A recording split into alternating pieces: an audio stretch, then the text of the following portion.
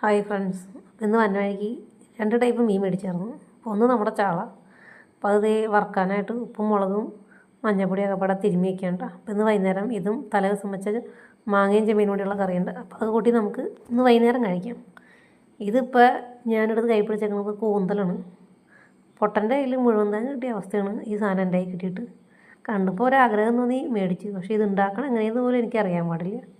ഞാനത് നന്നാക്കി നന്നാക്കിയാണ് തന്നത്. ഒന്നുകൂടി ഒന്ന് ക്ലീൻ ചെയ്തിട്ട് ഞാൻ നേരെ ഫ്രിഡ്ജിൽ കയറ്റി. ഇതിപ്പോൾ പിറ്റേ ദിവസം രാവിലെ ഉണ്ടോ സവാള, ഇഞ്ചി, പച്ചമുളക് ഇതൊക്കെ ഞാൻ അരിഞ്ഞ് വെച്ചിട്ടുണ്ട്. എന്നിട്ട് കടുക് പൊട്ടിയ ശേഷം അതൊക്കെ പാടിയിട്ട് വഴറ്റാണ്. അതൊക്കെ ഒന്ന് വഴറ്റി വന്നു കഴിഞ്ഞപ്പോൾ ആവശ്യത്തിനുള്ള പൊടികൾ, മുളക് പൊടി, മല്ലിപ്പൊടി, മഞ്ഞൾപ്പൊടി പൊടിയൊക്കെ ഒന്ന് മൂത്ത് വന്നു കഴിഞ്ഞപ്പോൾ തലേ ദിവസം കഴുകി വെച്ചേക്കണ കൂന്തലുണ്ടല്ലോ അതും ആവശ്യത്തിന് വെള്ളം ഒഴിച്ച് ഞാനത് അടപ്പത്തേക്ക് വെക്കുന്നതാണ് കേട്ടോ.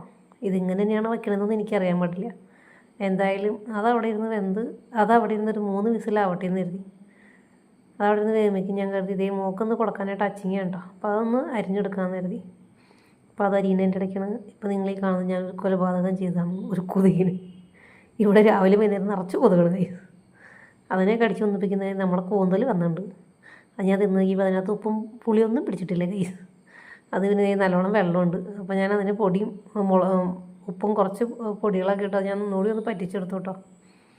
അങ്ങനെ വെള്ളമൊക്കെ പറ്റി ഒന്നിപ്പിക്കുന്നത് നമ്മുടെ കൂന്തൽ ഏകദേശം സെറ്റായിട്ടുണ്ട്. അത് ശരിയായിട്ട് സന്തോഷമാണ് ഈ കാണുന്നത്. അപ്പോൾ ഇന്ന് ഇത്രേ ഉള്ളൂ ഗൈസ്. Okay, by.